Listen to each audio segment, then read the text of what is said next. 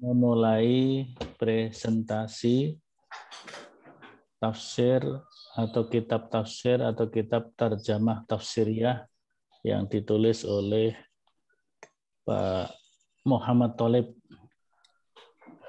Baik, silakan.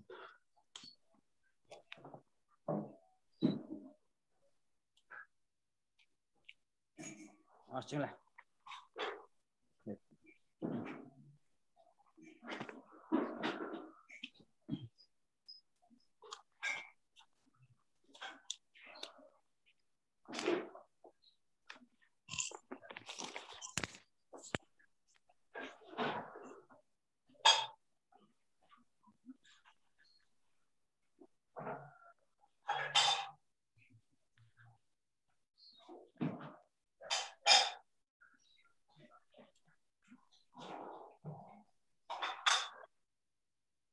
Yuk dimulai. Ditampilkan makalahnya atau PPT-nya.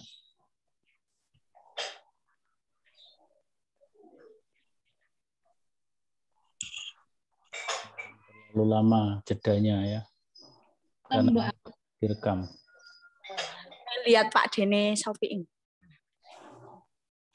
Nyata ini Pak Dene Sopiing. Mana ciri-ciri manusia? Ini loh Cili. Oh. Ayo dimulai.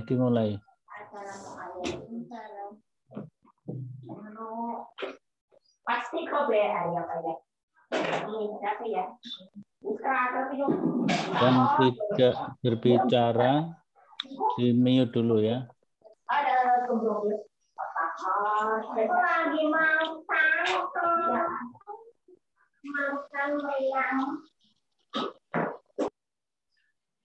Sebelumnya PPT-nya sudah kelihatan belum teman-teman? Sudah. Baik Ustadz. Langsung saja saya mulai. Bismillahirrahmanirrahim. Assalamualaikum warahmatullahi wabarakatuh. Waalaikumsalam warahmatullahi wabarakatuh. Baik, langsung saja. Di sini kami akan mempresentasikan tentang ciri-ciri manusia muttaqin, yakni Tarjamah Tafsiriyah karya Ustadz Muhammad Thalib. Sebelumnya kami terdiri dari 4 orang yang hadir kebetulan sekarang ini. Yang pertama Wahyu Arifatun Nasriyah, kemudian Amalia Ramadhana, yang ketiga Putri Lista Samsiatun, dan yang terakhir Nurful Arona Afifah. Langsung saja saya mulai. Untuk yang pertama,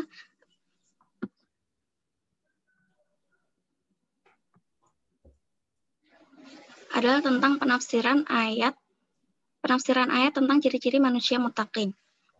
Nah, di sini dijelaskan diambil dari surat Al-Baqarah ayat 2 sampai 5. Di dalam surat Al-Baqarah ayat 2, di situ disebutkan bahwa A'udzubillahi minasyaitonirrajim, dzalikal kitabu la raiba fihi hudal lil muttaqin. Itulah Al-Qur'an yang tidak diragukan datangnya benar-benar dari Allah, menjadi petunjuk bagi mereka yang bertakwa. Nah, di sini Ustadz Muhammad Thalib menjelaskan bahwa orang yang muttaqin, lil muttaqin, al-muttaqin itu adalah orang-orang yang dijelaskan di ayat 3 sampai 5, yaitu alladzina yu'minuna bil ghaibi wa yuqimunas sholata wa mimma razaqnahum yunfiqun. Yang pertama adalah orang-orang yang beriman kepada yang gaib, melaksanakan sholat dan mengeluarkan zakat dari harta yang kami karuniakan kepada mereka. Itu ciri-ciri yang pertama. Kemudian ciri yang kedua disebutkan oleh atau dijelaskan oleh Ustadz Muhammad Thalib, yaitu walladzina yu'minuna bima unzila ilaika wa ma unzila min qablika wa bil akhirati hum yuqinun. Yakni orang-orang yang beriman kepada Al-Qur'an yang diturunkan kepada Muhammad dan kitab-kitab yang diturunkan kepada rasul-rasul sebelum Muhammad, serta mereka meyakini adanya akhirat. Itu ciri yang kedua. Kemudian yang ketiga atau yang terakhir yaitu ulaika ala hudam mir rabbihim wa ulaika humul muflihun. Yaitu mereka itulah orang-orang yang mengikuti Islam, agama yang datang dari Tuhannya, dan mereka itulah orang-orang yang beruntung di akhirat. Jadi poin intinya adalah Orang-orang yang bertakwa itu orang-orang yang mengikuti Islam. Orang-orang yang menjadikan Islam itu sebagai pedoman dalam kehidupannya. Dan mereka termasuk orang-orang yang beruntung di akhirat kelak. Kemudian yang slide yang keempat, masuk ke biografi Ustadz Muhammad Thalib. Ustadz Muhammad Thalib, beliau lahir di Desa Banjaran, Gresik, Jawa Timur, pada tanggal 10 November 1948 dengan nama kecil Muhammad. Ayahnya bernama Abdullah bin Thalib Al-Hamdani Al-Yamani. Kemudian untuk selanjutnya, yakni di slide kelima, akan dijelaskan oleh Mbak Amalia. Monggo, Mbak. Baik, terima kasih. Sebagai anak dari seorang pedagang, Thalib kecil berkesempatan menempuh pendidikan dasar di Sekolah Rakyat Negeri (SRN).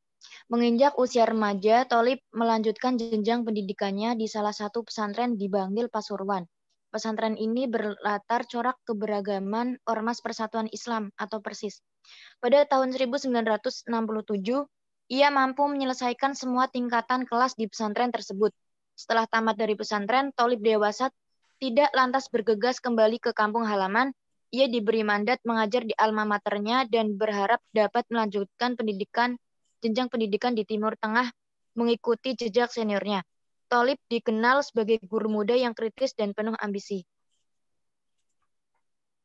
Selanjutnya,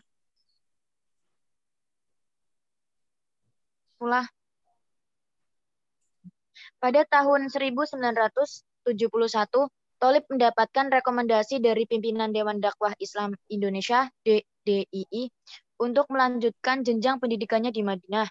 Namun, Thalib tidak melanjutkan jenjang pendidikannya di Madinah. Ia pulang kampung ke Gresik dan melanjutkan jenjang perguruan tinggi di Fakultas Syariah Universitas Islam Indonesia (UII) Yogyakarta. Sebagai intelek muda, Thalib telah banyak menulis buku keagamaan selama masa kuliahnya. Di sela-sela aktivitasnya sebagai penulis, ia juga banyak memperdalam beragam bidang yang berkaitan dengan keislaman.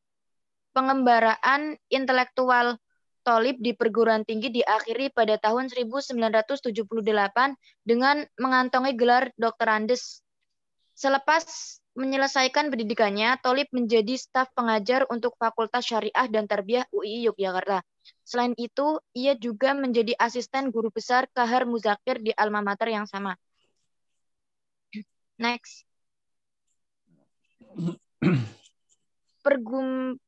Pergumulannya dengan Kahar Muzakir memberi Thalib banyak kesempatan untuk belajar ilmu politik dan tata negara secara non-formal. Di tengah kesibukannya yang demikian, Thalib tetap konsisten menulis artikel maupun buku serta menerjemahkan karya-karya berbahasa Arab.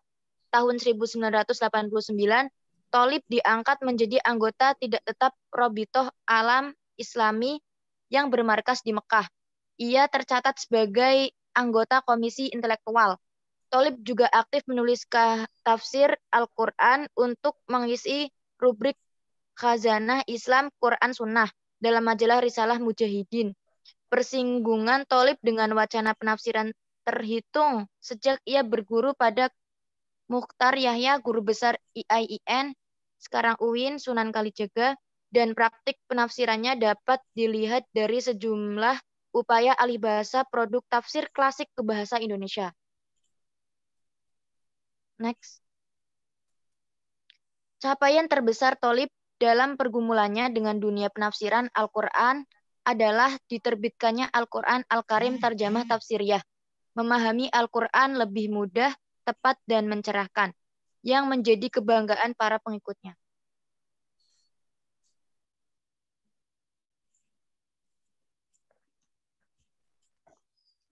Selanjutnya yaitu mengenal tarjamah tafsiriyah.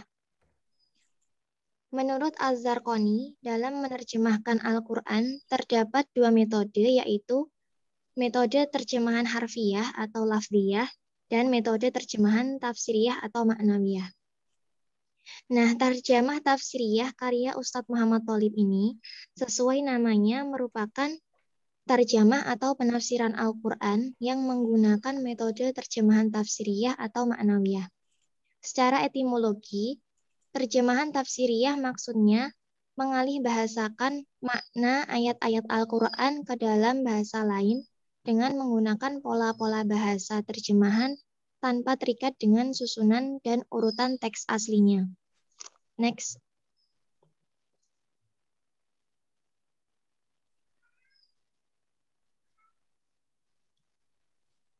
Deskripsi terjemah tafsiriyah karya Ustadz Muhammad Tholib.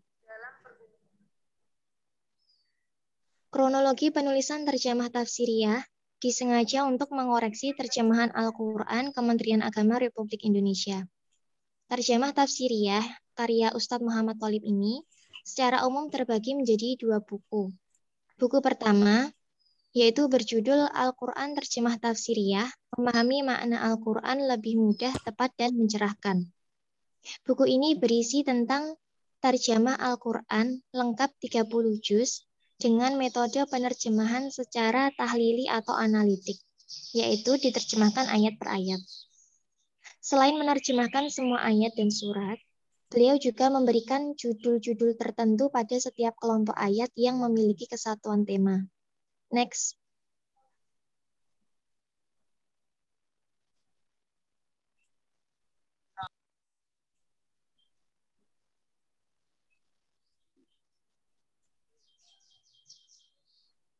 Terus lanjut. Buku kedua lebih sederhana dan jumlah halamannya lebih sedikit.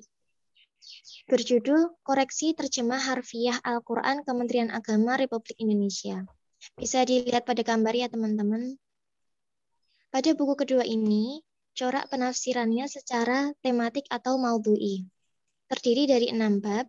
Bab pertama membahas tentang koreksi terjemahan harfiah di bidang akidah. Bab kedua membahas koreksi di bidang syariah.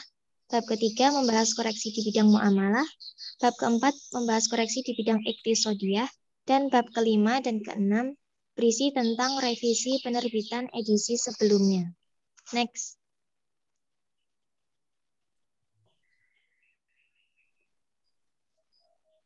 Karakteristik terjemah tafsiriyah. Menurut Muhammad Tholib, dalam pengantar terjemahannya, karakteristik terjemah tafsiriyah meliputi yang pertama yaitu memperhatikan semua kaidah penafsiran Al-Quran dan memperhatikan perbedaan pola kalimat bahasa Arab dengan bahasa terjemahannya.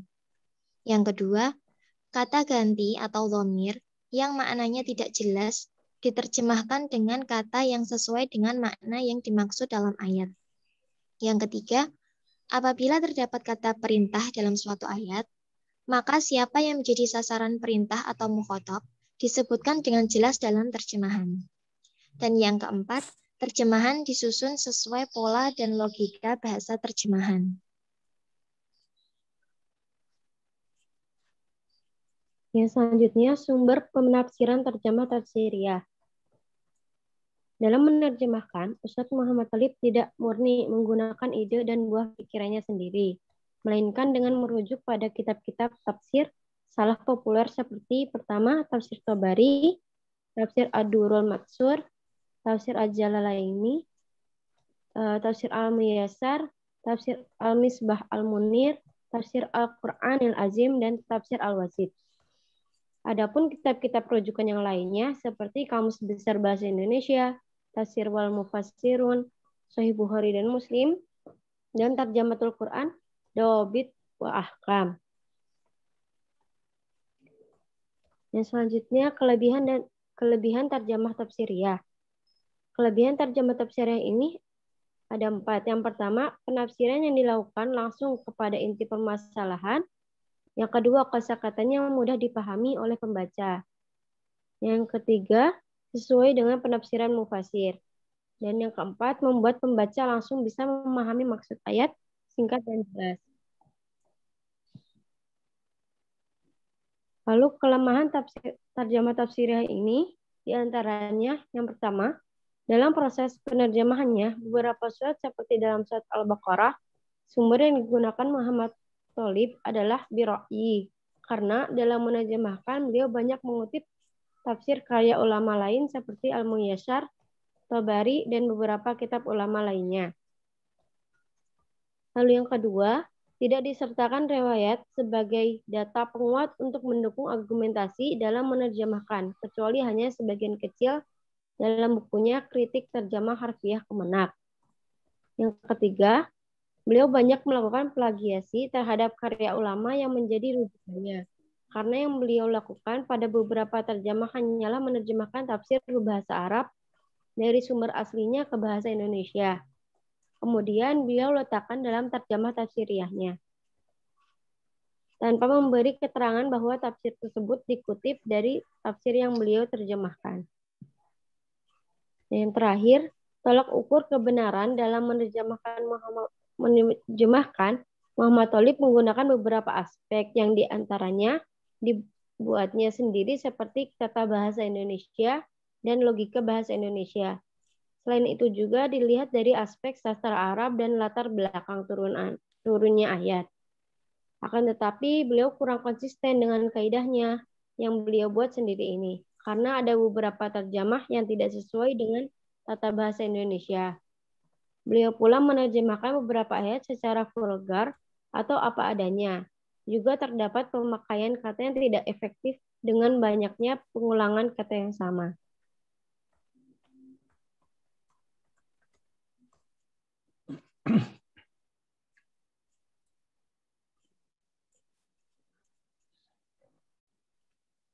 Baik, mungkin cukup sekian dari kami untuk presentasi pagi hari ini. Dan untuk sesi tanya jawab, bagaimana Ustadz? Ditunda dulu, nanti lanjutkan yang Tanwir dulu. Setelah itu Baik, nanti Ustadz. baru tanya jawab. Baik, Ustadz. Jadi share screen-nya ditutup dulu. Baik. Sekian dari kami. Syukron. Wassalamualaikum warahmatullahi wabarakatuh. Waalaikumsalam warahmatullahi wabarakatuh.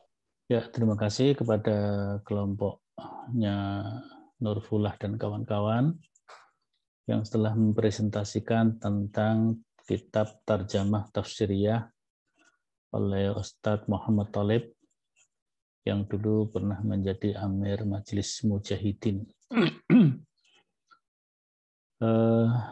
Selanjutnya kita persilahkan kepada Mas Muhajir dan kawan-kawan untuk mempresentasikan makalah tentang tafsir At-Tanwir Muhammadiyah.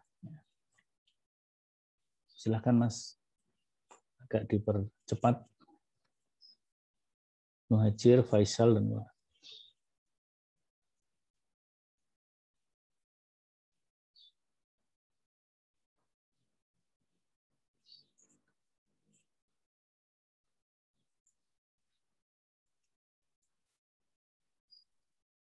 Udah bisa kelihatan? Ya, bisa. Suaranya menggema itu mungkin ada dua alat ya, berdampingan. Iya, dua. Yang satu dimatikan aja, ya. Ininya apa namanya, mikrofonnya.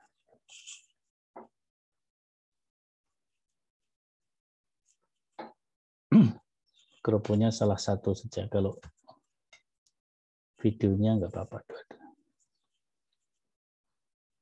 Ya, silakan. Belum bersuara ini.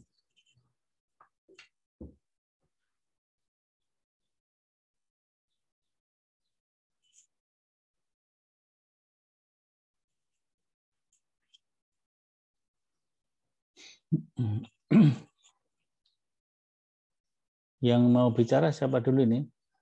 Jackson.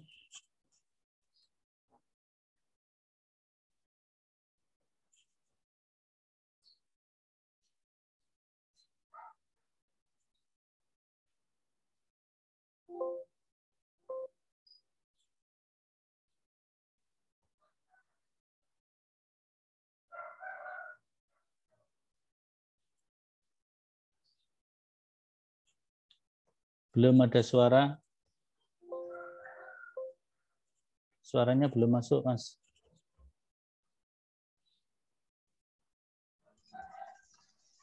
Cek, set. Ya. Udah? Udah.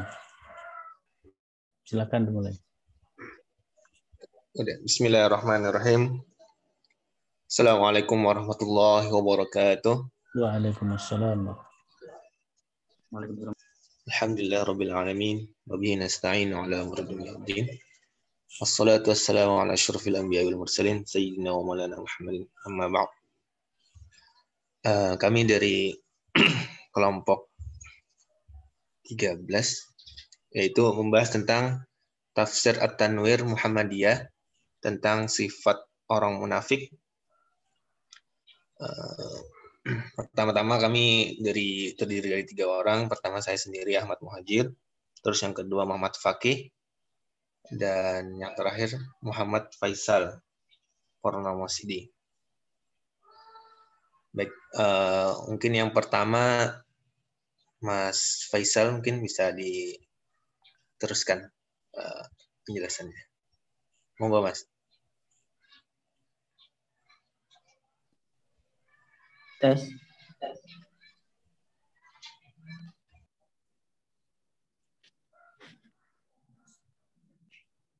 Apakah suaraku terdengar? Suara saya? Ya, sudah bisa.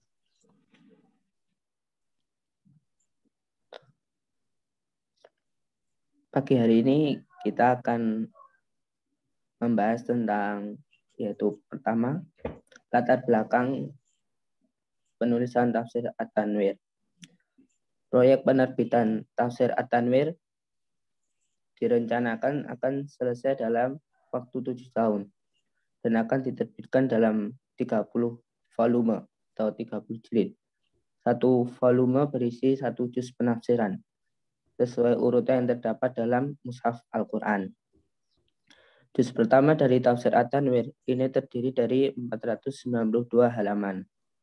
Maka bisa diperkirakan total jumlah semua halamannya jika telah selesai adalah 14.000 halaman.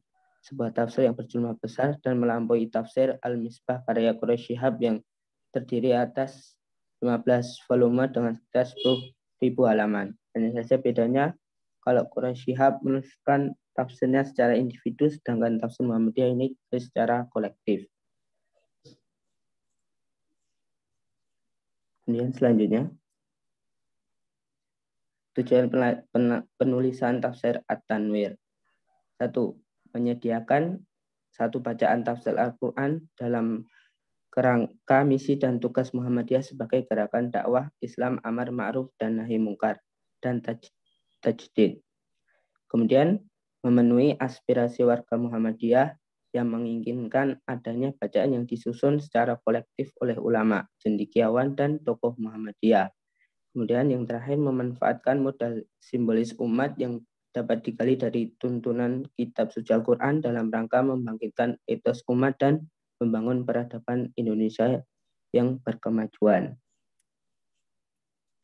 Dan selanjutnya akan diterangkan atau diisi yang bertugas, silakan.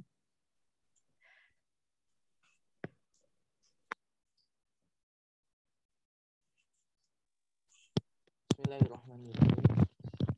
Yang selanjutnya, sistematika dan karakteristik penulisan tafsir At-Tanwir.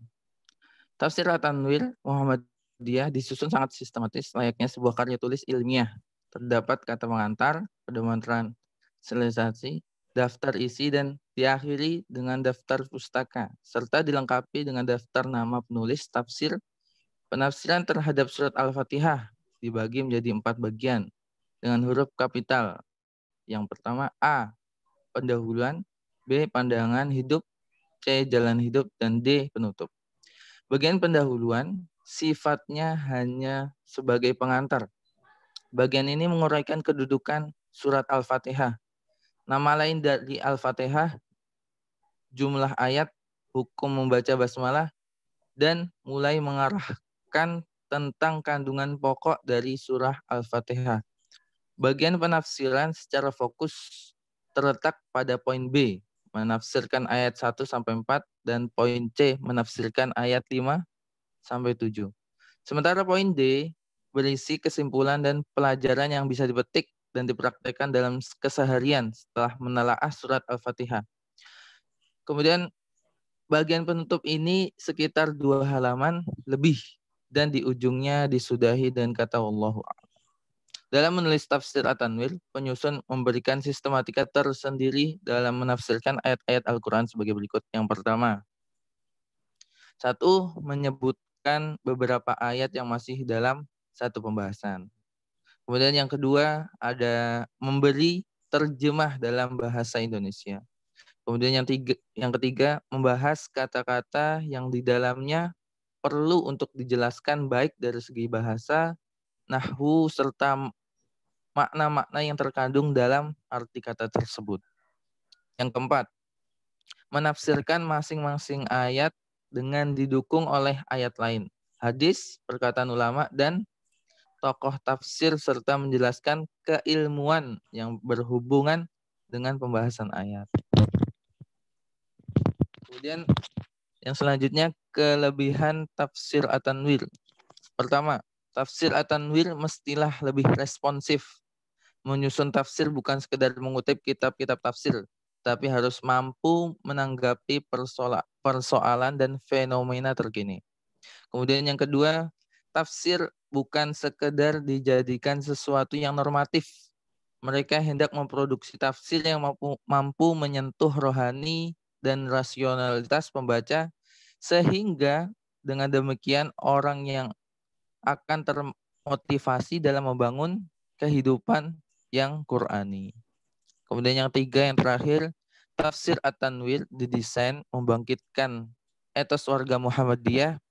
Masing-masing etos ini akan disisipkan pada penafsiran ayat-ayat yang relevan dan yang memiliki korelasi kuat. Kemudian yang selanjutnya akan disampaikan Mas Muhajir.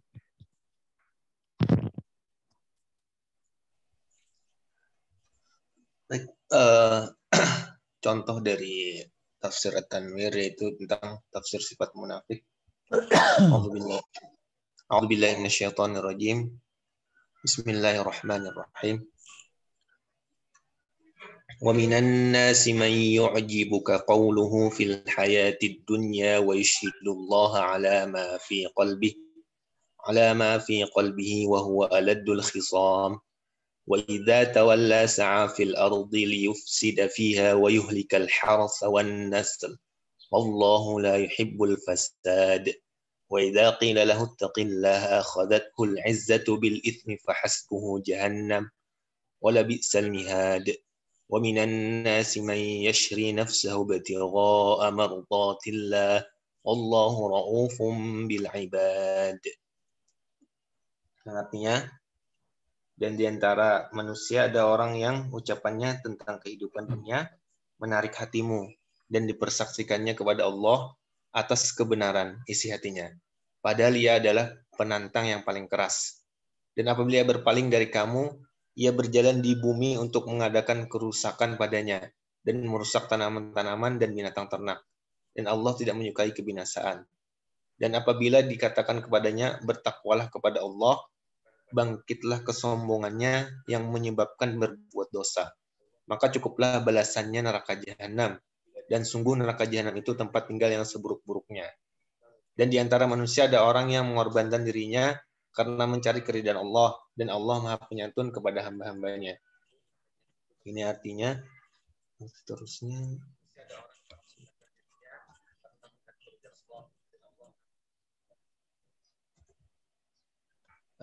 Terus ini penafsiran dari Tanwir, sifat-sifat munafik tadi. Yang pertama, ini poinnya penantang keras kebenaran. Walaupun mereka seolah-olah menerima kebenaran dan berpihak kepada orang-orang beriman, tetapi sebenarnya mereka adalah penantang keras kebenaran Allah. Di depan orang-orang mukmin mereka mendukung rencana dan perjuangan menegakkan kalimat Allah. Mereka tampak sungguh-sungguh untuk melaksanakan ajaran dan nilai-nilai kebenaran. Tetapi kesungguhan mereka itu hanya merupakan kepura-puraan saja. Di dalam hati mereka sebenarnya tersimpan rencana keji dan jahat untuk menghancurkan kebenaran Allah. Mereka tidak rela bila tuntunan dan peraturan Allah berlaku dalam kehidupan. Sebab kalau peraturan dan tuntunan Allah yang berjalan, maka mereka akan tersingkir dari kehidupan. Sehingga kemunafikan mereka tidak akan berlaku lagi.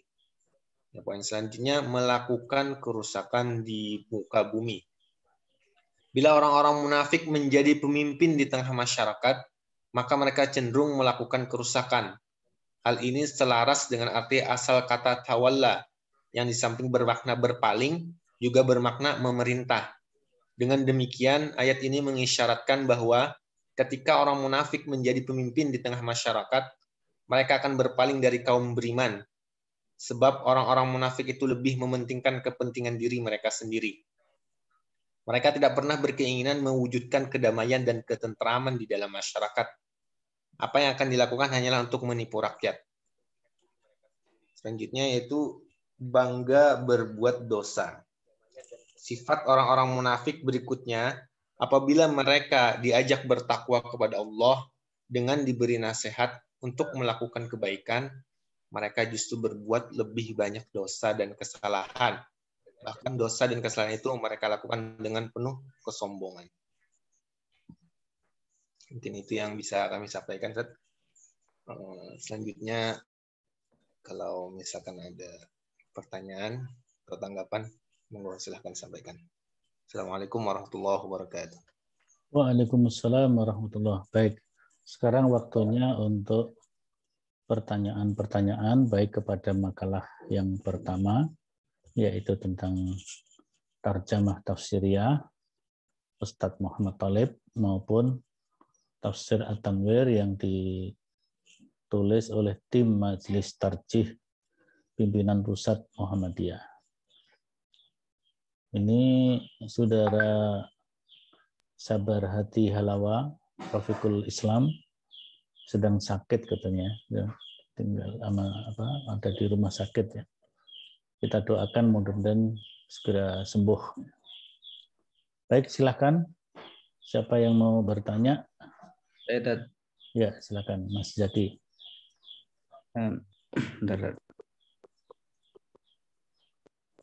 Dua pertanyaan boleh, Dad? Boleh. Pertanyaan pertama buat pemateri yang pertama. Dalam dasar keimanan, kita ini beriman dengan hal yang gaib, alam barzah, surga, dan juga neraka. Kita mengetahui semua hal itu hanya melalui kisi-kisinya saja, yaitu Al-Quran dan As-Sunnah.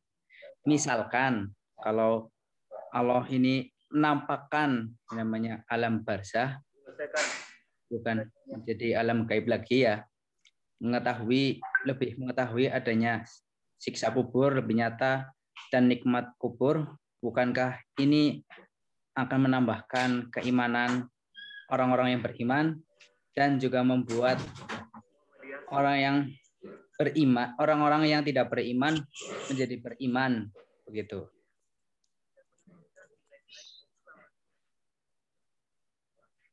Yang selanjutnya, pertanyaan yang kedua, materi yang kedua, apakah orang yang beribadah itu ditampakkan, tapi ia berniat ikhlas kepada Allah Subhanahu wa taala, sedang ketika ia bermaksiat menyendiri, apakah ia termasuk sebagai golongan orang-orang munafik? Sekian, Dad. Assalamualaikum. Waalaikumsalam. Ya. Mungkin langsung dijawab dulu aja biar enggak lupa, nanti yang lain disusulkan pertanyaannya. Akan mau yang Putri dulu atau Putra dulu yang mau menjawab?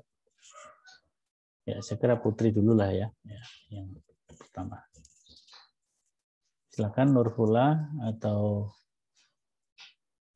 Putri Lista atau Wahyu Arifatun atau siapa lagi satunya? Amalia Ramadona.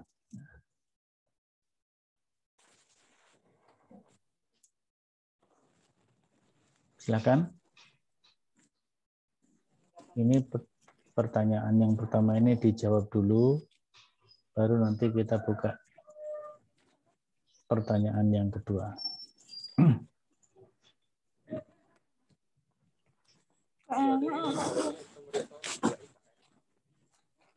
Ya, silakan.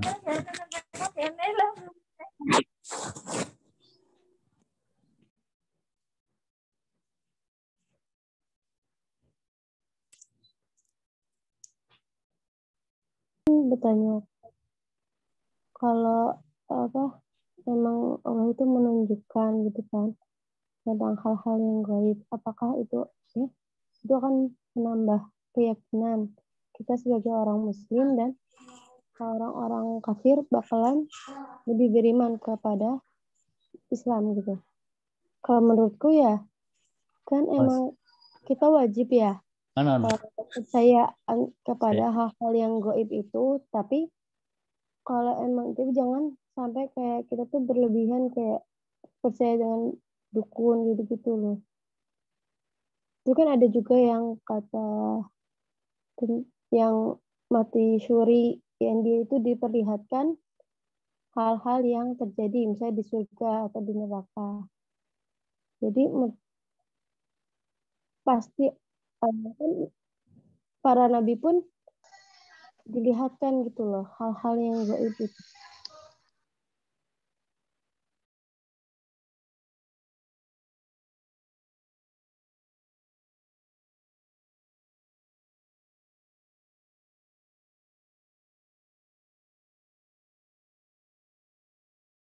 Gimana tadi Mbak?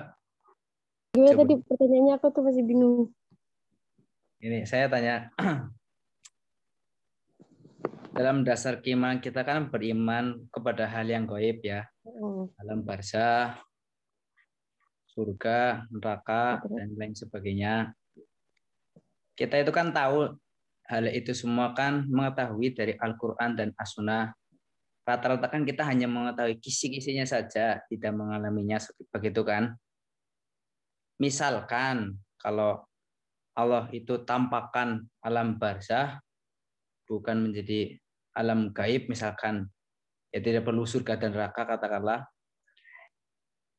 bukankah kita jadi lebih mengimani bahwasanya adanya alam selanjutnya, sebagai contoh adanya siksa kubur, jadi lebih mengetahui, nikmat kubur juga lebih mengetahui.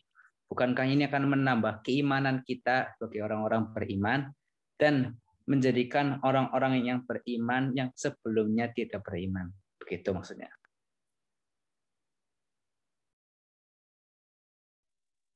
Iya benar apa yang kata Mas itu, cuma kan hal-hal itu mungkin nggak semua orang pahami gitu loh. Tapi benar kata Masnya itu, kayak emang Allah nunjukin hal-hal yang gaib itu pasti seluruh manusia itu akan beriman sama Allah.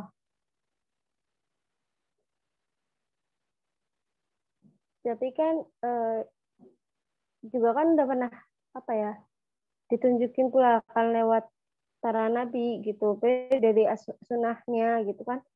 Kita juga dikasih tahu gitu hal-hal yang gaib itu seperti apa, terus tuh kenikmatan atau siksaan neraka itu seperti apa, itu tuh untuk motivasi kita lah, untuk ujian gimana kita di dunia ini gitu untuk menempuh akhiratnya nanti. Ya itu kan hanya kisi-kisinya saja Mbak, gambaran loh. Misalkan apel itu rasanya manis, kita tahu manis saja, tapi tidak melihat bagaimana rasanya dan dan lain sebagainya gitu. Hanya tahu kisinya saja. Misalkan sebagai contoh apel itu manis, tapi tidak tahu dan tidak merasakannya itu loh. Hanya tahu saja. Kalau misalkan kita mungkin lebih mengetahui secara lihat, katakanlah, kan orang melihat langsung kan bisa menambah keimanan dan ketakwaannya juga kita sebagai orang beriman, dan juga orang-orang yang katakanlah tidak beriman sebelumnya kan bisa menjadi beriman, begitu maksudnya. Kalau itu sih jelas Nabi Plus memberikan kisi-kisi yang jelas bahwa surga neraka seperti ini. Begitu. Itu bagaimana kalau misalkan Allah itu menampakkan yang namanya alam barzah, tidak perlu surga dan neraka itu bagaimana?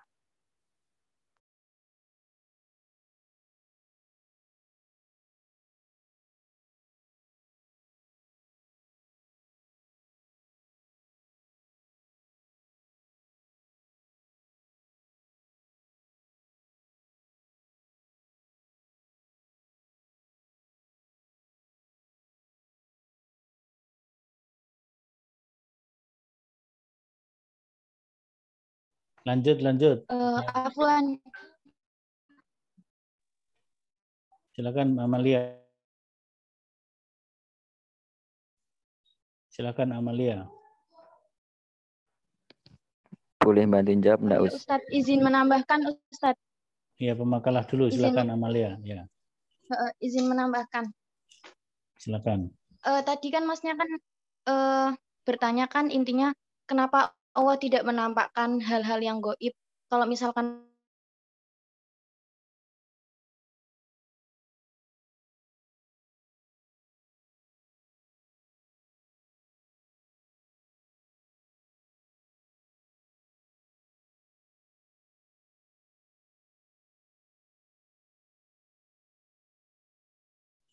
Amalia, lanjutkan.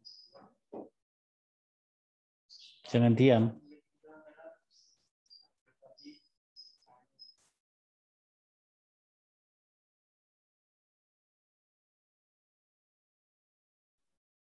Silakan.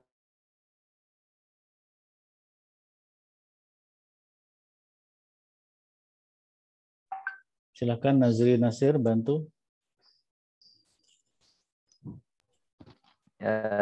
Bismillah.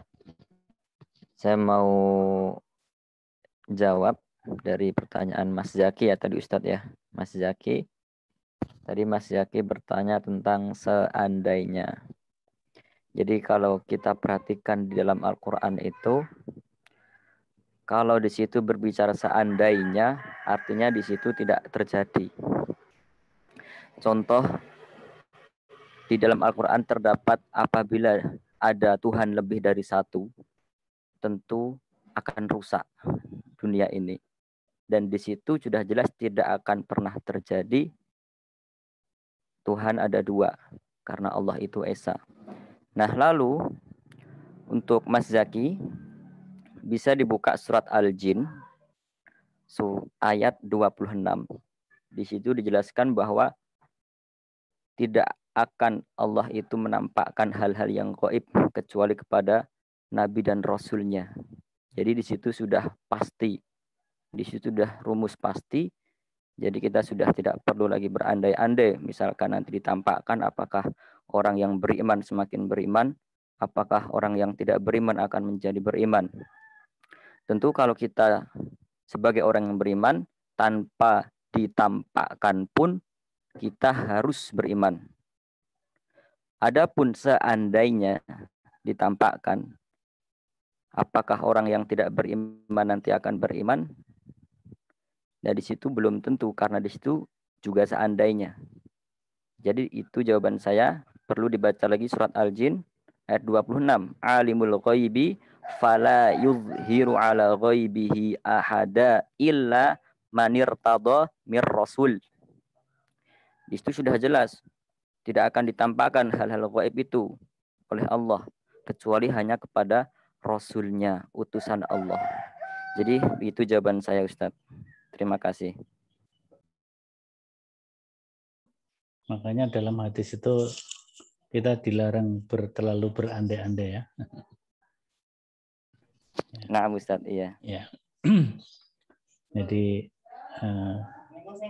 dikurangi atau diminimalisasi kata berandai-andai itu. Baik, sekarang kepada kelompoknya Mas Muhajir dan Faisal dan Fakih, silakan dijawab pertanyaannya tadi.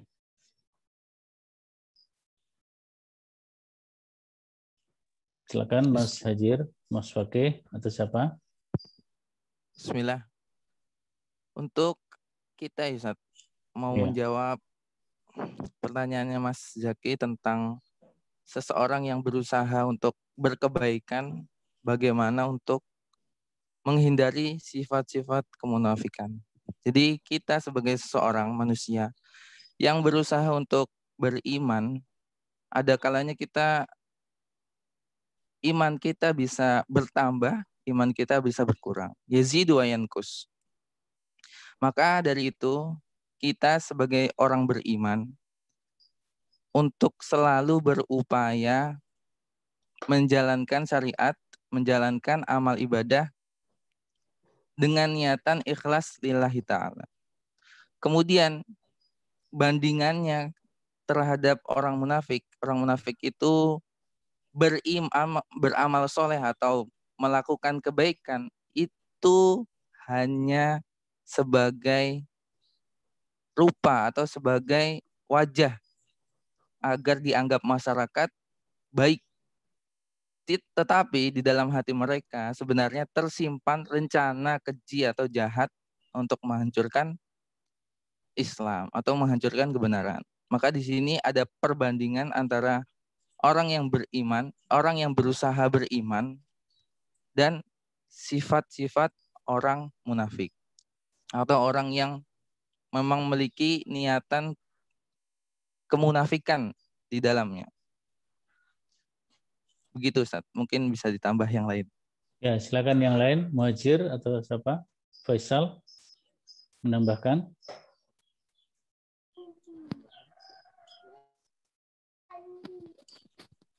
Saya boleh menambahkan nggak Ustaz? Ini pemakalah dulu.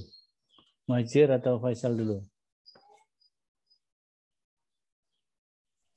Cukup, silakan yang nambahkan. Silakan Nazri.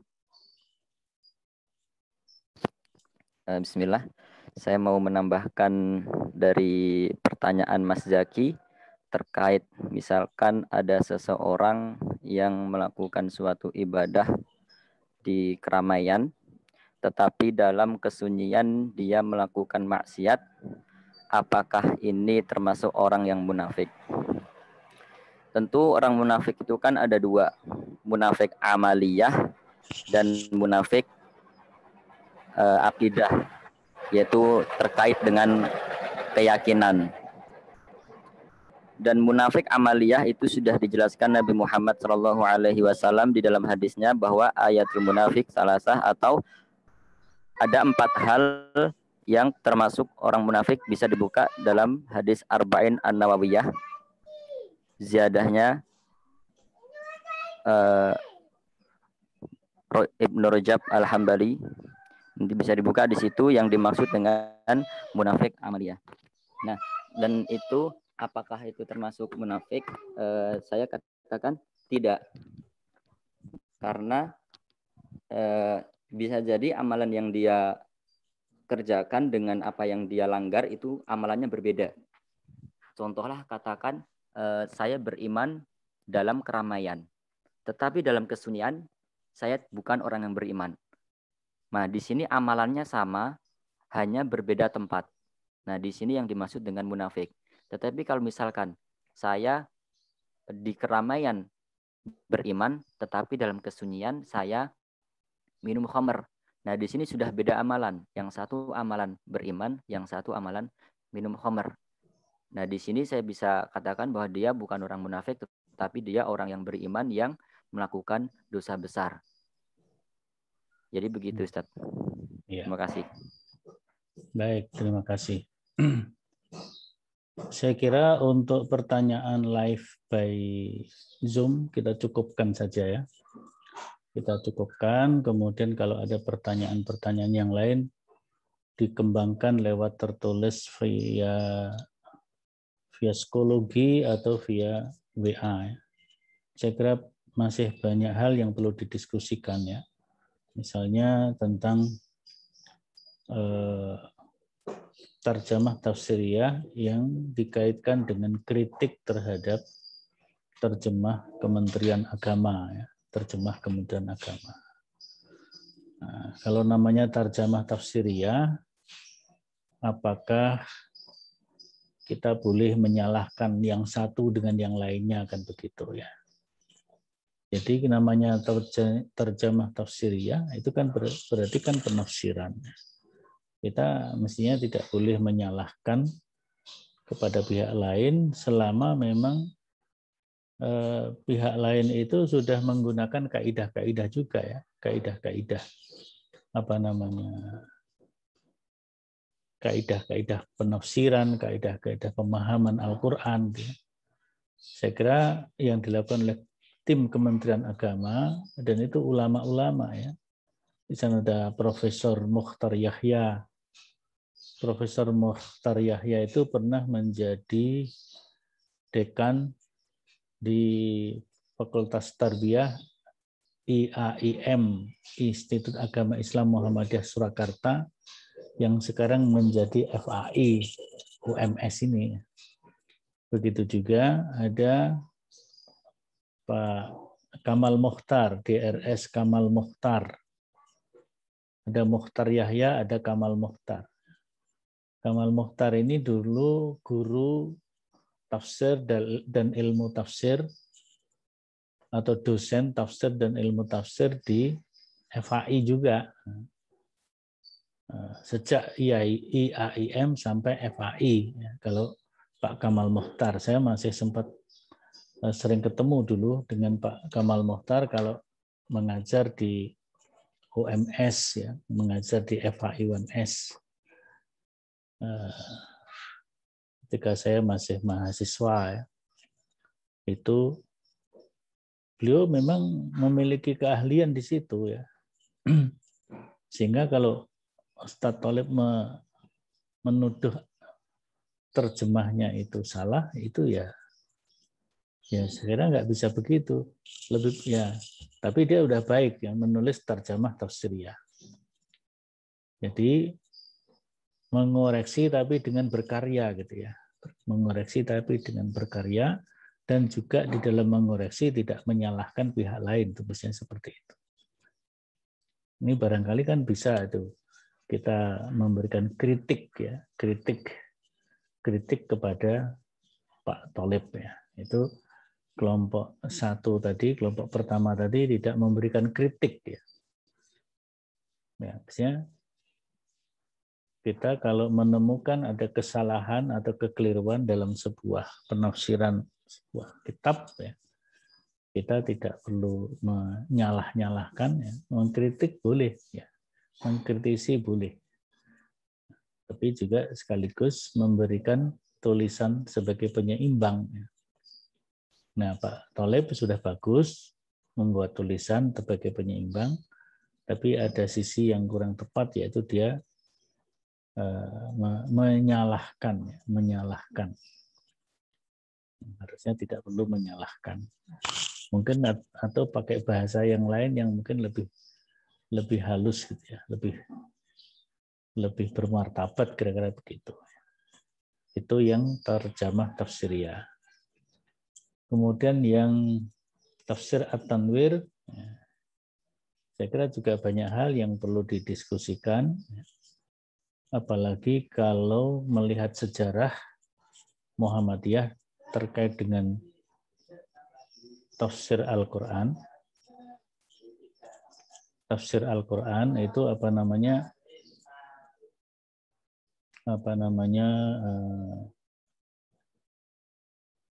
dulu pernah ada tim, ya, tim PP Muhammadiyah. Timnya itu ada Ki Bagus Hadikusumo, ada Raden Hajid, ya, ada Raden Hajid yang sempat menerbitkan tafsir juz 1, tafsir juz 1, yang sekarang tafsir At-Tanwir pun yang terbit juga baru juz 1. Nah, itu ternyata kalau dibandingkan tafsir juz 1 yang disusun oleh Ki Bagus Hadikusumo dan kawan-kawan dengan tafsir At-Tanwir yang sekarang, itu ada pergeseran makna atau ada perbedaan, ya. Perbedaan karena mungkin tantangan yang berbeda, mungkin juga maroji yang berbeda, referensi yang waktu itu belum begitu berkembang seperti sekarang, ya. Di samping juga perkembangan masyarakat, ya. Sehingga itu terjadi pergeseran. Nah, jadi juga sangat menarik untuk didiskusikan, ya. Silakan nanti didiskusikan lewat WA atau lewat psikologi. Saya kira itu, silakan presensinya diisi. Kita cukupkan untuk pertemuan pada pagi hari ini. Pertemuan live by Zoom-nya. Nah, kita nanti masih bertemu satu kali lagi bertemu satu kali lagi, mungkin kita gabungkan saja kelas A dan kelas B, yaitu general review. Acaranya general review atau review secara umum, mulai dari materi pertama sampai terakhir, kemudian kisi-kisi untuk ujian akhir semester. Nah, kalau disatukan, kita bisa ambil hari Kamisnya atau hari Jumatnya. Mungkin hari Kamis ya. Kita hari Kamis jam 5.06, itu kelas B dan kelas A jadi satu, kita paling hanya menggunakan sekitar 50 sampai 1 jam saja, 50 menit atau 1 jam. Saya kira begitu untuk pertemuan hari ini. Kita cukupkan, kita akhiri dengan kafaratul majlis. Subhanakallahumma wa bihamdika asyhadu an la ilaha illa anta astaghfiruka wa atubu ilaik. Alhamdulillahirabbil alamin. Wassalamualaikum warahmatullahi wabarakatuh. Waalaikumsalam warahmatullahi wabarakatuh. Waalaikumsalam warahmatullahi wabarakatuh.